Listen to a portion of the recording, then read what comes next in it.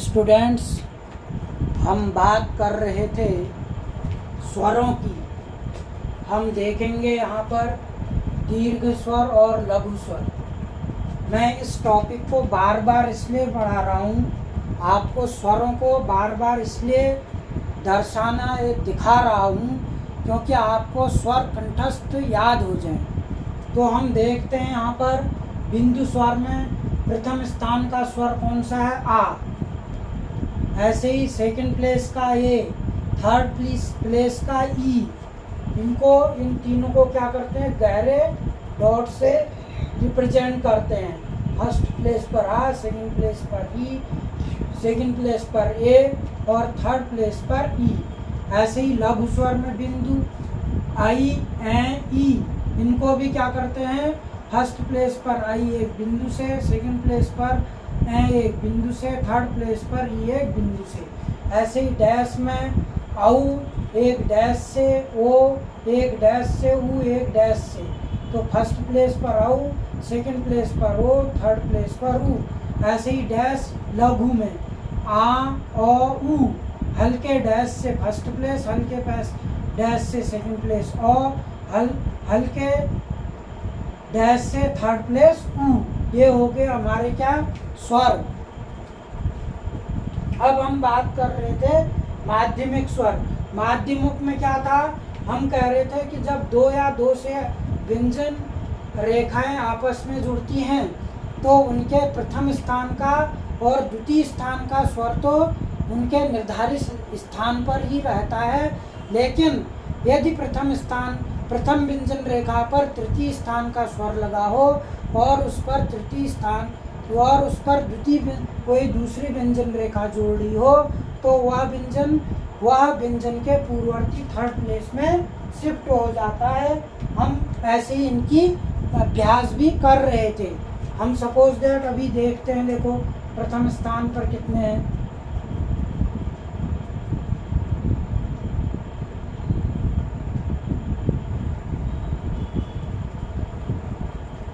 ये है हमारे। अब हम यहाँ पर प्रथम स्थान पर सपोज दैट हम बात करते हैं जाट की।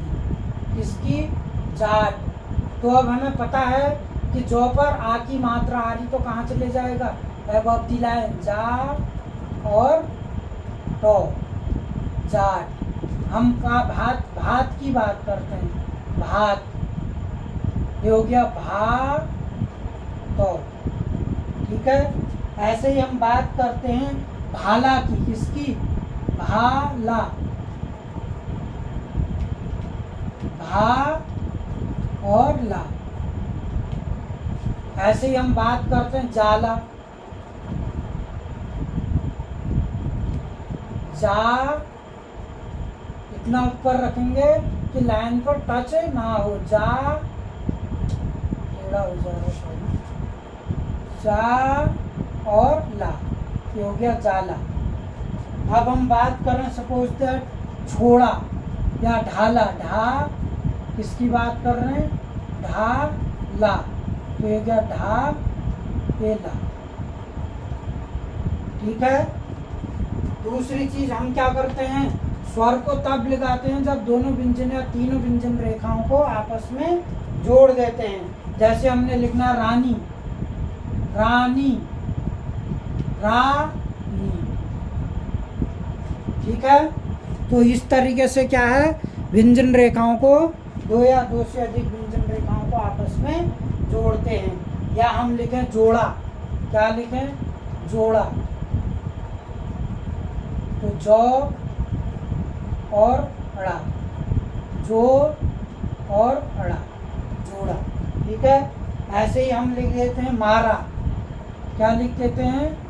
मारा। तो ये मो हो गया मो, ये हो गया रो, मारा, ठीक है। ऐसे ही हम लिख देते हैं सेकंड प्लेस पर को शोक। क्या लिखते हैं? शोक। अब हमें पता होना चाहिए शौ कैसे लिखते हैं। ऐसे लिखते हैं वक्राकार अधोमुखी। शोक हो गया, ये क्या हो गया? सौ, ये हो गया कौ, शोक, ठीक है। ऐसे ही हम लिखते हैं सपोज दैट टोक। रॉ लाइन पर आ जाएगा और क लग जाएगा। ठीक है, ऐसे ही हम लिखते हैं सपोज दैट क्या, भेली, भेली, ये हो गया भौ पर भौ और ल, भेली। अब हम कहें भाला की बात, भाला, भाला, तो भौ बनाएंगे हम, ये भौ, ये लो, भाला। ठीक है, ऐसे ही और बात करें हम सपोज दैट अब तृतीय स्थान में चले जाएं, इसमें तृतीय स्थान में ढीला लिख दें, ढीला, तो ढी को थ्रू द लाइन और ला, देखिए तो अब ढी में क्या हो जाएगा, ये प्ले यहाँ से कहाँ चले जाएगा, यहाँ, ढी और ला। ठीक है, ऐसे ही हम लिख दे रूठा, रू ठा, रॉ क्रॉस द लाइन और ठो लग जाएगा। हमने बात कही थी कि रॉ के तृतीय प्लेस का स्वर कहाँ चले जाएगा, दूसरी व्यंजन रेखा के तृतीय स्थान पर, रू ठा। ठीक है, ऐसे ही हम बात करें सपोज दैट झील की, झीलो। ठीक है, झ 60 डिग्री और लो झ लो, हो गया झी लो। ठीक है, तो हम क्या कर रहे हैं, तृतीय स्थान का जो भी स्वर आ रहा है उसको उसके थर्ड प्लेस पे पूर्ववर्ती लग दे रहे हैं किसी भी व्यंजन के। अब हम यहाँ पर सपोज दैट और तृतीय रेखाओं की बात करते हैं।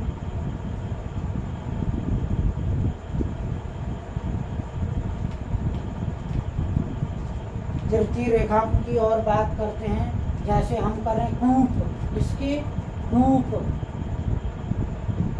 ठीक है, क को इतना ऊपर रखेंगे कि क थ्रू द लाइन, आगे भी नियम पढ़ाऊंगा मैं, ये हो गया कूप।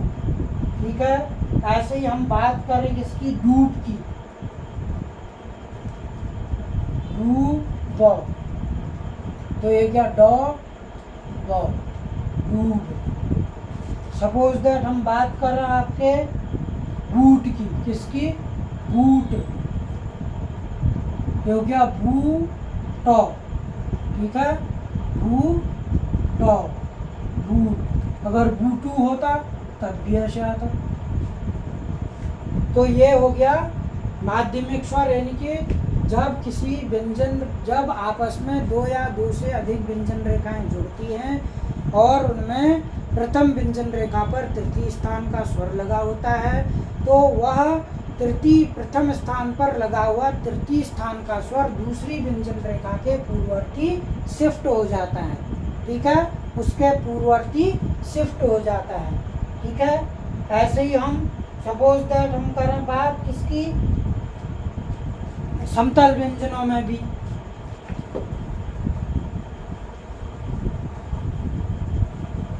हम बात करें जिनकी समतल व्यंजनों में भी, देखें कैसे कैसे लिखे जाते हैं। तो हम समतल व्यंजन लिखेंगे कोई भी, सपोज दैट मैंने फर्स्ट सेकंड प्लेस का लिखा, क्या लिखा, मेघ, क्या लिखा, मेघ, ये हो गया मौ और ये हो गया कौ, मेघ। हम लिखें मौका, मौका।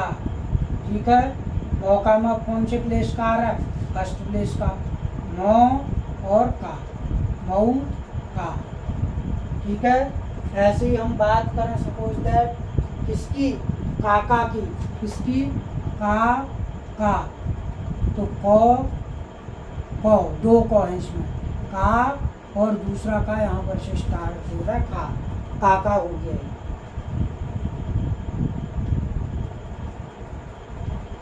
उसके बाद सपोज दैट हम करें मूक,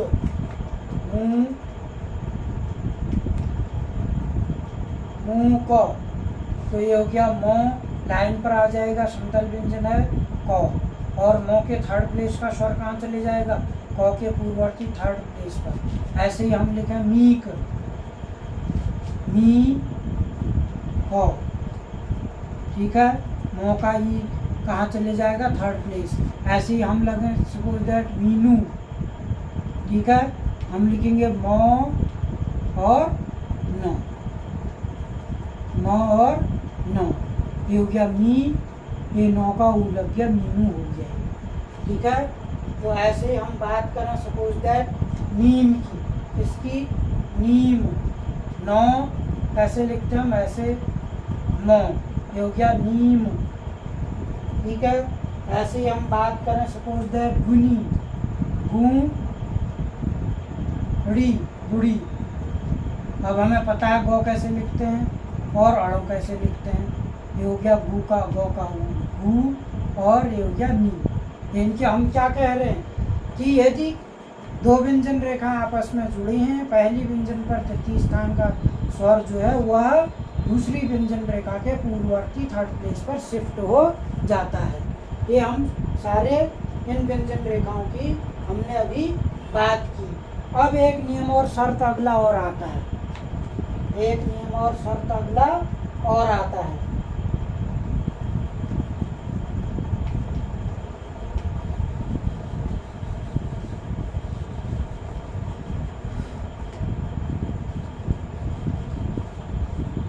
अब क्या नियम है हम देखेंगे। एक नियम ये है कि यदि प्रारंभिक समतल व्यंजन रेखा, क्या यदि कोई पहला व्यंजन कैसा हो, पहला व्यंजन कैसा हो, समतल हो, कैसा हो, समतल हो, पहला व्यंजन कैसा हो, समतल, समतल, और प्लस उस पर कैसा व्यंजन रेखा आ रहा हो, अधोमुखी, अधोमुखी। ठीक है, ये भी एक नियम है, अधोमुखी। समतल मीन्स हॉरिजेंटल और प्लस डाउनवर्ड। इनके कहने का मतलब क्या हो, पहला व्यंजन कैसा हो, समतल हो, दूसरा व्यंजन कैसा हो, अधोमुखी हो। तो हम समतल व्यंजन को लाइन से इतना ऊपर रखते हैं कि वह नीचे आने वाले व्यंजन रेखा उसकी क्या कर दे, उस पर कौन से प्लेस का स्वर लगा है ये बता दे। जैसे हमने देखा सपोज दैट क्या होता है, हम बात करते हैं सपोज दैट हम करते हैं कोड, लिखा है हमने कोड। अब क पर कौन सी प्लेस का स्वर है, सेकंड। हम क इतना ऊपर लिखेंगे कि जो डाउनवर्ड डो आ रहा है वो लाइन को रिप्रेजेंट कर दे, लाइन को टच कर दे।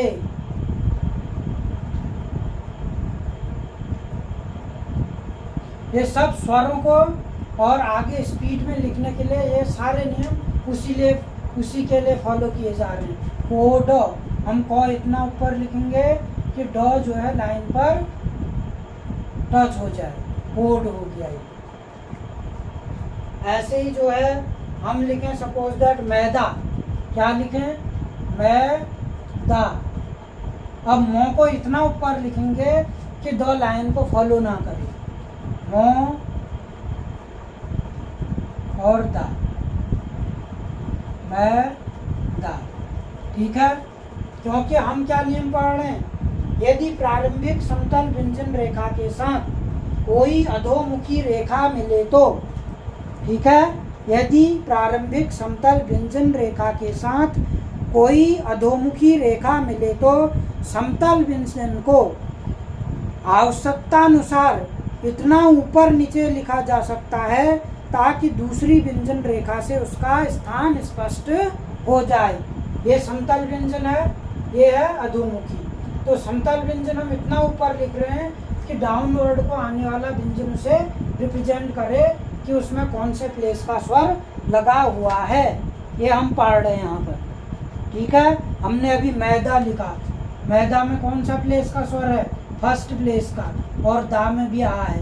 तो मो को हम इतने ऊपर लिखा कि जो मो दूसरा व्यंजन रेखा वो लाइन को टच ना करे। ऐसे ही हम बात सपोज दैट करें इसकी गाता की, गाता, गाता।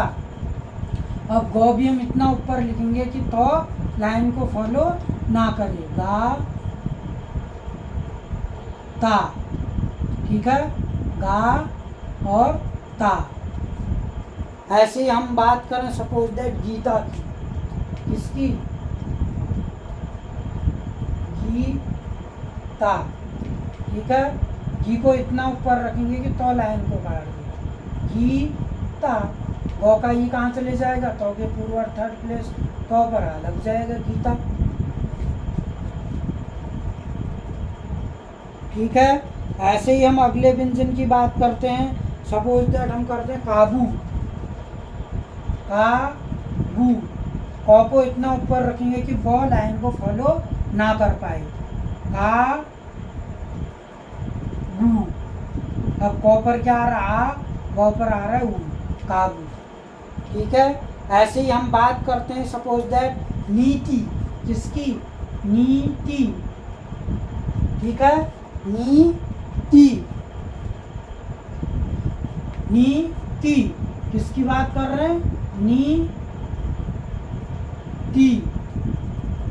तो 9 को इतना ऊपर रखेंगे कि तो लाइन को काट दे, क्योंकि अब 9 तो नी पर क्या आ रहा है यहाँ ई, तो के पूर्व थर्ड प्लेस शिफ्ट, तो पर भी आ रहा है यहाँ पर, तो नो नीति हो गया ये। ठीक है, ऐसे ही हम लिखें सपोज दैट क्या, चीटी ना, हमने सीधे हॉरिजेंटली लेना है। ठीक है, हम लिखें हा खे ती। ठीक है, खौ पर कौन से प्लेस का स्वर आ रहा है, सेकंड, तो खौ इतना ऊपर रखेंगे कि तो लाइन को रिप्रेजेंट कर जाए। खौ तो खौ को काट देंगे ए, और तो पर ही खे ती। ठीक है, ये हो गया हमारा व्यंजन रेखाओं का एक नियम। ठीक है, कि यदि किसी समतल व्यंजन के बाद अधोमुखी व्यंजन आए तो समतल व्यंजन को इतना ऊपर रखते हैं कि दूसरा व्यंजन रेखा उस पर लगे स्वरों को रिप्रेजेंट कर दे। यानी कि हम जब फर्स्ट प्लेस का रखा होगा तो कहाँ रखेंगे, लाइन से ऊपर इतना रखेंगे कि दूसरा जो हॉरिजेंट, जो डाउनवर्ड कॉन्सोनेंट हो उसको फॉलो ना करे लाइन को। ठीक है, ऐसे ही एक दूसरा नियम भी आता है कि यदि समतल व्यंजन रेखा के बाद ऊर्ध्वमुखी रेखा आ जाए तो तृतीय स्थान को प्रकट करने के लिए, कितना, किसके लिए, यदि अभी तक क्या था, हॉरिजेंटल प्लस क्या था, अधोमुखी था नियम। ठीक है, अब क्या है, हॉरिजेंटल प्लस ऊर्ध्वमुखी। कौन सा व्यंजन, ऊर्ध्वमुखी। ये हो गया ऊर्ध्वमुखी। ठीक है, अर्थात पहले कैसा आ रहा हो हॉरिजेंटल, फिर कैसा आ रहा हो अपवर्ड। ठीक है, तो क्या कह रहा है कि यदि किसी समतल व्यंजन रेखा के बाद ऊर्ध्वमुखी व्यंजन रेखा आ जाए तो उसके तृतीय स्थान को प्रकट करने के लिए समतल रेखा को क्या हो, समतल व्यंजन हो पहला, तो दूसरा क्या हो, ऊर्ध्वमुखी व्यंजन हो, और तीसरी कंडीशन क्या हो, उस समतल व्यंजन पर तृतीय स्थान का स्वर लगा हो। ठीक है, तो उसे लाइन से इतना नीचे लिखते हैं कि ऊपर को लाइन आने वाली रेखा जो है वो लाइन को काटते हुए ऊपर रिप्रेजेंट करे कि इस पर दूसरी रेखा तृतीय स्थान की हो जाए। जैसे हमने लिखना गीली, क्या लिखना है, गीली। अब हम गौ को इतना नीचे लिखेंगे कि वो लौ जो है वह लाइन को काट के ऊपर जाएगी। गौ हो गया, ये गौ हुआ, इस पर लौ लगाना है, ये लौ हुआ। ठीक है, अब गौ का ई कहाँ चले जाएगा, यहाँ, लौ का ई कहाँ चले जाएगा, यहाँ। तो क्या कह रहा है, यदि समतल व्यंजन रेखा के बाद, यदि समतल व्यंजन रेखा के बाद ऊर्ध्वमुखी व्यंजन आ जाए, ऊर्ध्वमुखी व्यंजन आ जाए तो उसके तृतीय स्थान को प्रकट करने के लिए समतल रेखा को इस प्रकार नीचे लिखा जाता है, किससे, लाइन से, जो हमारी लाइन बनी है उससे इतना नीचे लिखा जाता है कि दूसरी व्यंजन रेखा तृतीय स्थान की हो जाए। ठीक है, जैसे हमने क्या लिखा, गीली, ऐसे ही हम सपोज दैट लिखें खीरा। किसके नियम है, समतल के, खीरा। ठीक है, क्या लिखा, खीरा। तो हम खौ इतना नीचे लिखेंगे कि रॉ जो है लाइन को काट दी, खीरा, खौ काट दिया, खौ का यहाँ शिफ्ट हो गया, रॉ का है यहाँ पर आ गया। ठीक है, खीरा। ऐसे ही हम लिखें सपोज दैट गीला, क्या लिखें, गीला। गौ को इतना नीचे रखेंगे कि लॉ लाइन को काट दे, गौ घी ला, ये हो गया घी और ये हो गया ला, ठीक है। ऐसे ही हम लिखेंगे सपोज दैट कील, कीलो, कौ को इतना नीचे लिखेंगे कि लॉ लाइन को काट दे, कील हो गया, या किला हो गया सपोज दैट किला, ये भी सेम चीज है। और लॉ बस छोटी लगी है तो हल्का बिंदु लग जाए, किला हो जाएगा, ठीक है। ऐसे ही हम बात करें सपोज दैट मिली, क्या करें बात, मिली, तो गाँव इतना नीचे रखेंगे कि लॉ लाइन को काट दिए, मिली, मिली, ठीक है।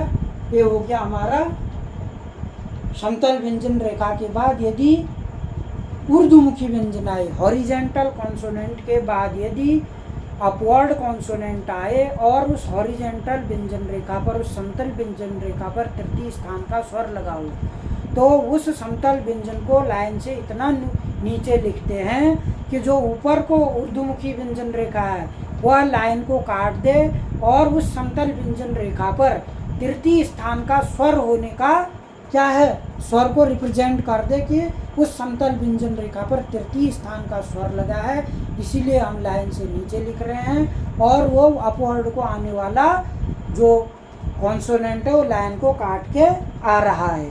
तो अभी हमने दो नियम पढ़े, एक तो पढ़ा समतल प्लस ऊर्ध्वमुखी, हॉरिजेंटल प्लस डाउनवर्ड। हम समतल व्यंजन पर जब कोई स्वर दो व्यंजन रेखाएं जुड़ी हों और उसमें क्या है, समतल व्यंजन रेखा पर कोई स्वर लगा हो और उसके बाद तुरंत कैसी आ रही हो, डाउनवर्ड कॉन्सोनेंट, तो समतल व्यंजन को इतना ऊपर या नीचे लिखते हैं कि वह उसकी जो उस पर जो दूसरी व्यंजन रेखा लग रही है वह उसके कौन से प्लेस के स्वर को लगाया गया है उसको रिप्रेजेंट कर दे। इसको फिर दोबारा और पढ़ेंगे हम, तो आज हम इतना ही करते हैं अभी।